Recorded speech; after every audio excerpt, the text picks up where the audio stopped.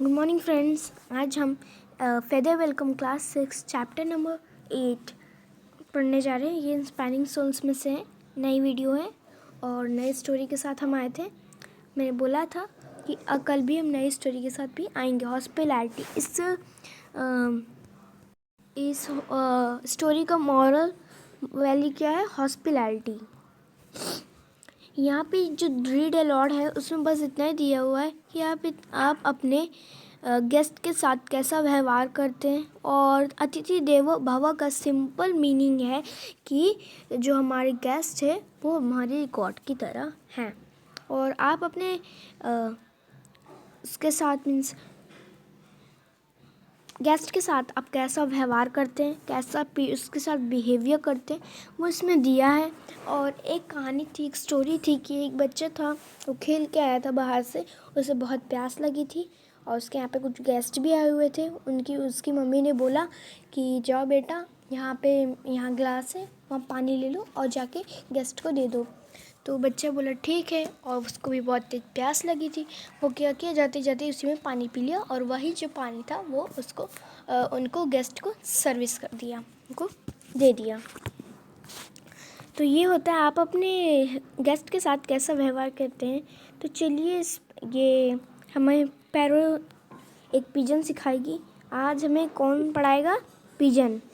दो हमें पिजन पढ़ाएंगे आज। ठीक है, चलिए। Once upon a time, there lived two pigeons. They are husband and wife. They spent their day looking for food. In the evening, they would come and rest on a favorite tree in the forest. एक समय की बात है, दो pigeon रहते थे, एक husband और वाइफ था। और वो अपना जो समय था वो स्पेंड कर देते थे फूड को खाने को खोजने में। और अब वो मतलब जब वो खोज लेते थे तो इवनिंग में आते थे और वहाँ पे अपने फेवरेट ट्री जो फॉरेस्ट में था वहाँ पे रेस्ट करते थे। One evening the wife return home early as usual. He was waiting for her husband when suddenly it was started raining. She started to worry about her husband who had not returned as yet. Where you are, my dear?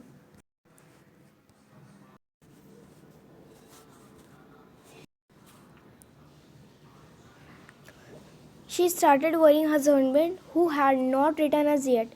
Where you are, my dear? You never get late, she whispered to herself. एक बार क्या हुआ, उसकी wife जल्दी घर आ गई और उसका husband देर में आता। थोड़ा बोला कि मैं अभी नहीं आऊँगा, मैं थोड़ा देर में आऊँगा। तो अब रेन होने लगी, बारिश होने लगी। अब उसकी वाइफ जो पिजन थी वो वरी होने लगी, चिंता करने लगी हस्बैंड की। तो क्या हुआ, तुम तो कभी लेट नहीं होते हो, वो अपने मन में बड़बड़ाई। फिर क्या हुआ, just then she saw a bird catcher coming towards her in a cage. He had a pigeon, it was her husband. Oh no, what can I do? I wish I can help my husband, she shed. Is वो desperately tried to distract the pigeon catcher by flapping her wings, but all in vain.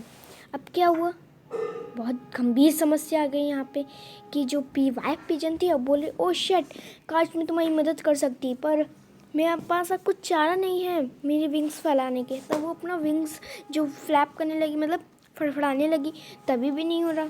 But all in when, मतलब उस सारी कोशिशें उसकी बर्बाद चली गई।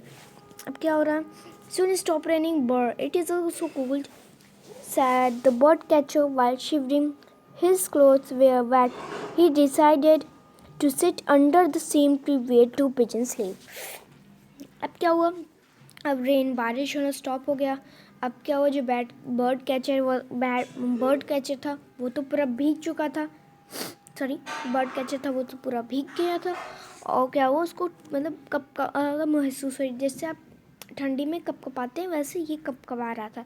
जो उसके क्लोथ्स थे वो वेट हो गए चुके, मतलब गीले हो चुके थे। और वो उसी ट्री के नीचे बैठा था जहाँ पे टू पिजन्स रहते थे, जहाँ वो आराम करते थे। The poor wife sat by her husband's cage and she started to cry. The husband pigeon said, "Do not feel sad, dear. We now have a guest. This man is shivering and hungry. Be a good host. We help our friend, or we need our help. He need our help." तो उसने क्या कहा, वो जो poor wife थी, अब क्या बोले, अब वो रोने लगी। उसके पास तो कुछ चारा नहीं था। और वो रोने लगी। अब क्या उसका हस्बैंड क्या बोला, तुम बुरा मत मानो माय डियर, ये हमारी तरह गेस्ट है। ये जो लड़का है, जो मैन है, वो कपार है उससे, मतलब, और इसे भूख लगी है। We have a good host, हमारे पास एक अच्छा होस्ट है, हमारे पास एक अतिथि है, तो प्लीज़ इसका सम्मान करो, इसका आदर करो। तो क्या बोलती, hearing this the wife began flew around getting dry wings. She made a fire on the bird catcher. Then he looked at the bird catcher and said, you are my guest. Since I have no food to offer, I will jump in fire. In few minutes I will be roasted and will become an edible food for you. और यहाँ से कुछ दिया है ना।